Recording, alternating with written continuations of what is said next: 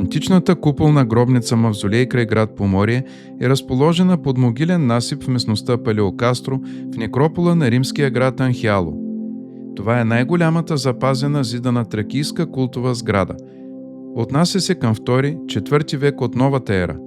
Сред местното население е известна като Кухата могила.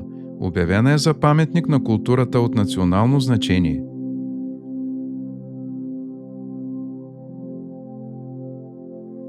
Мавзолеят се състои от 2 трапецовидни помещения, разположени симетрично на входа.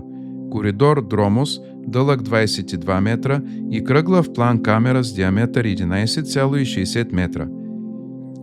Следи по входното стъпало подсказват, че тук е имало многократно отваряна двукрила врата, която се отваряла навътре.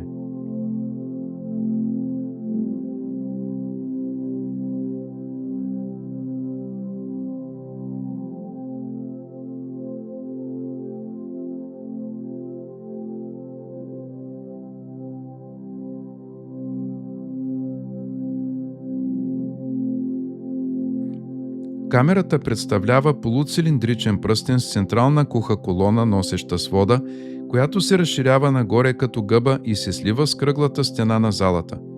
Именно това архитектурно решение прави този античен паметник уникален.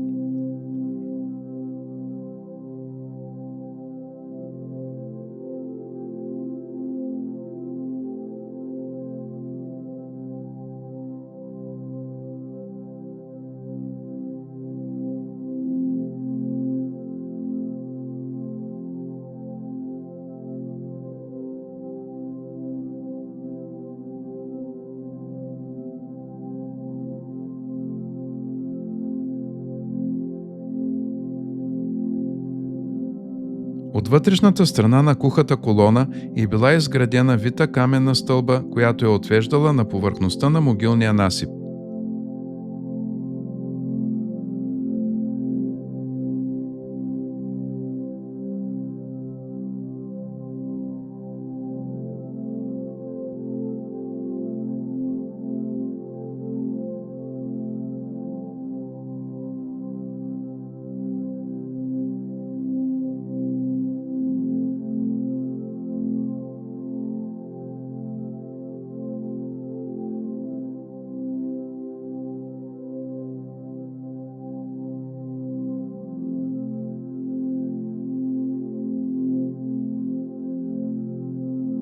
В стената има 5 симетрично разположени ниши, в които се предполага, че са били разположени урните на покойниците, а вероятно и бюстове на тези покойници.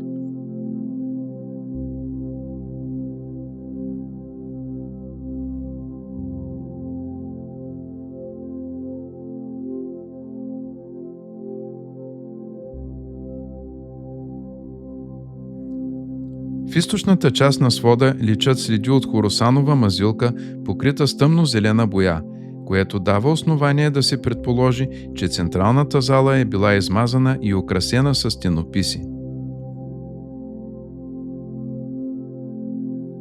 Този уникален паметник съчетава в себе си римска строителна техника с тракийска традиция. И до момента науката няма точно определение на това антично съоръжение. Прията е научната хипотеза, че то е служило за мавзолей, хероон на богата анхиалска тракийска фамилия, в който са се извършвали религиозни ритуали. Античната куполна гробница Мавзолей е най-голямата, откривана някога в България и е единствена по рода си на Балканския полуостров. Представлява комбинация на типична тракийска куполна гробница и римски мавзолей хероон под насипа на надгробна могила. Съоръжението е изградено от камък, типично за тракийските строители, и тухли, характерни за римляните. Хероонът е изследван и описан за първи път от братя Шкорпил в края на 19 век. В него не са открити почти никакви артефакти.